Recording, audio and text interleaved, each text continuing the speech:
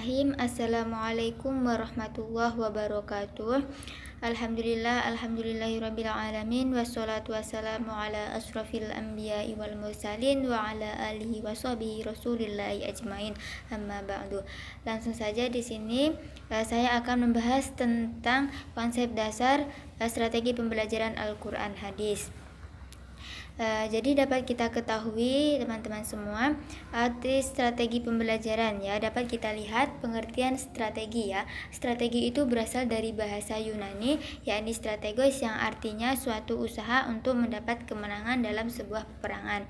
Jadi pada zaman dahulu, itu strategi hanya ada pada dunia militer atau kemiliteran. Namun semakin berkembangnya kemajuan, maka diadopsilah kata strategi itu dalam dunia pendidikan dengan sebuah istilah strategi pembelajaran.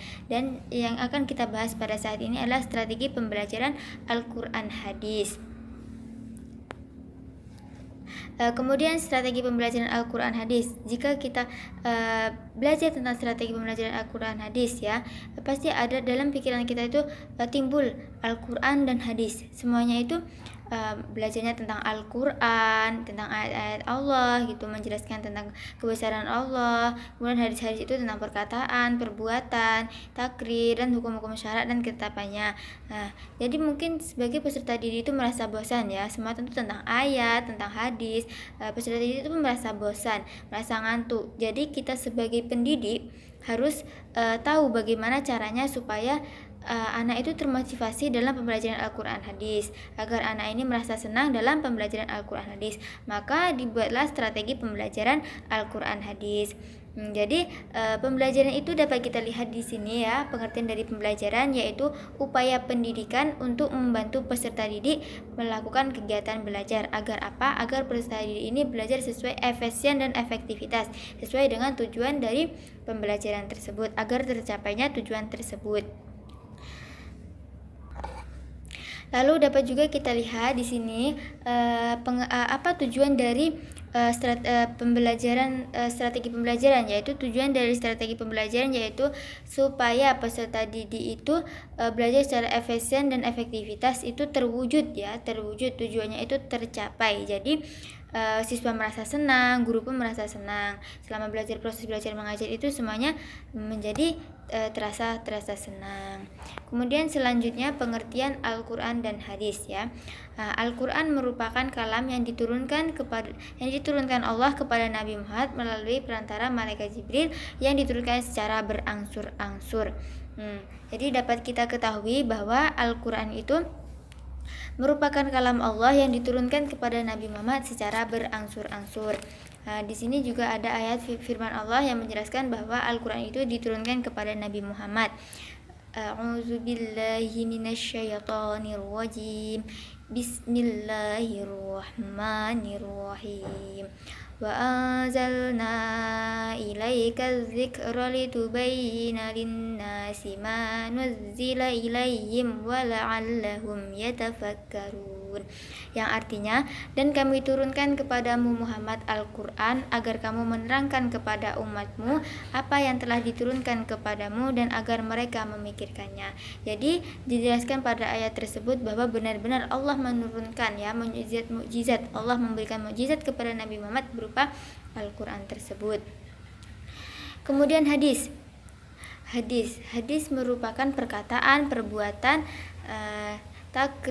perkataan perbuatan Nabi Muhammad, perkataan perbuatan takrir Nabi Muhammad sesuai dengan hukum-hukum syarak dan ketetapannya. Jadi hadis-hadis ini menjelaskan tentang apa yang dijelaskan dalam Al-Quran kemudian diperjelaskan lagi kepada hadis-hadis. Itulah fungsi hadis, yaitu memperjelas dari Al-Quran tersebut. Saya Nenggelia Fitri, saya dari kelompok pertama. Baik, langsung saja saya akan menjelaskan materi yang sudah dijelaskan oleh rekan saya. Baik, istilah strategi pembelajaran Al-Quran hadis. Yang pertama adalah model pembelajaran. Kemudian yang kedua adalah pendekatan pembelajaran. Yang ketiga adalah metode pembelajaran. Yang keempat adalah teknik pembelajaran. Yang kelima adalah taktik pembelajaran. Yang pertama, model pembelajaran merupakan suatu perencanaan atau pola yang digunakan sebagai pedoman dalam merencanakan pembelajaran. Kemudian yang kedua, pendekatan pembelajaran merupakan kerangka umum tentang skenario yang digunakan seorang guru untuk membelajarkan atau dalam rangka mencapai suatu tujuan pembelajaran.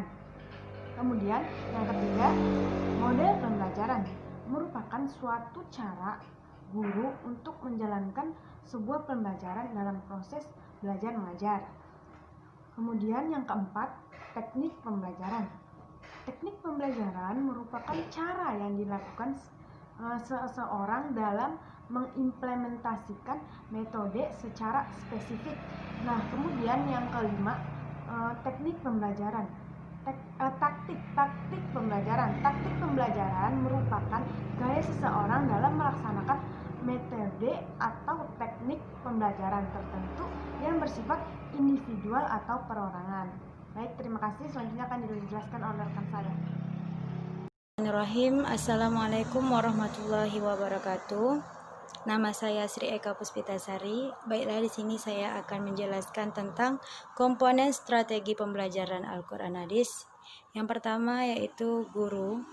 Guru yaitu pelaku pembelajaran, sehingga dalam hal ini guru merupakan faktor yang terpenting.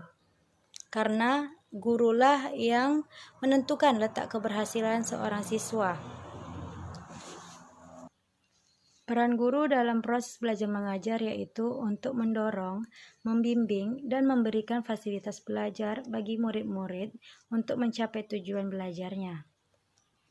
Yang kedua, peserta didik, yaitu merupakan komponen yang melakukan kegiatan belajar untuk mengembangkan potensi kemampuan menjadi nyata guna mencapai tujuan belajar. Yang ketiga, yaitu tujuan. Tujuan pembelajaran merupakan target yang ingin dicapai dalam kegiatan pembelajaran. Tujuan strategi pembelajaran Al-Quran Hadis yaitu supaya peserta didik dapat memahami hadis dan supaya peserta didik dapat mengamalkan hadis-hadis yang ada.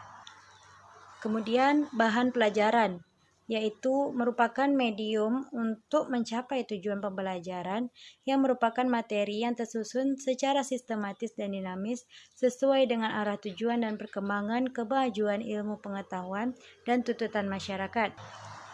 Kemudian kegiatan pembelajaran. Agar tujuan pembelajaran dapat tercapai secara optimal, maka dalam menentukan strategi pembelajaran perlu dirumuskan komponen kegiatan pembelajaran yang sesuai dengan standar proses pembelajaran. Kemudian metode, yaitu cara yang dipergunakan untuk mencapai tujuan pembelajaran yang telah ditetapkan. Adapun contoh metode pembelajaran yaitu metode ceramah, metode diskusi, metode eksperimen, dan metode lain-lainnya. Kemudian alat yang digunakan dalam pembelajaran seperti media pembelajaran, kemudian sumber belajar yaitu tempat atau rujukan di mana bahan pembelajaran bisa diperoleh. Sumber belajar dapat berasal dari masyarakat, lingkungan, dan kebudayaan. Kemudian evaluasi. Evaluasi merupakan komponen yang berfungsi untuk mengetahui apakah tujuan pembelajaran tersebut yang telah ditetapkan telah tercapai atau belum. Kemudian situasi atau lingkungan. Lingkungan sangat mempengaruhi guru dalam menentukan strategi pembelajaran. Lingkungan yang dimaksud yaitu situasi dan keadaan fisik. Secara umum, ada 3 pokok dalam strategi pembelajaran yaitu tahapan permulaan atau pra-instruktural, tahapan pengajaran atau instruksional, dan tahapan penilaian, dan tahapan tindak lanjut. Adapun tahapan pra-instruksional yaitu tahapan yang ditempuh guru pada saat memulai proses belajar mengajar. Kedua, tahapan instruksional adalah tahapan pengajaran atau tahap inti, yakni tahapan yang memberikan bahan pelajaran yang telah disusun guru selanjutnya. Kemudian yang ketiga, tahapan evaluasi dan tindak lanjut, yaitu tahapan yang bertujuan untuk mengetahui tingkat keberhasilan mahasiswa. Baiklah, itulah tadi hasil pemaparan dari kami kelompok 1 tentang strategi pembelajaran Al-Quran Hadis. Jika ada salah, baik yang disengaja maupun yang tidak disengaja, kami mohon maaf sebesar-besarnya. Kami mohon kritikan dan saran yang membangun kami agar kami bisa lebih baik dan lebih bagus lagi dari sekarang. Saya akhiri, wallahul muwaffiq ila aqwamit thoriq. Wassalamualaikum warahmatullahi wabarakatuh.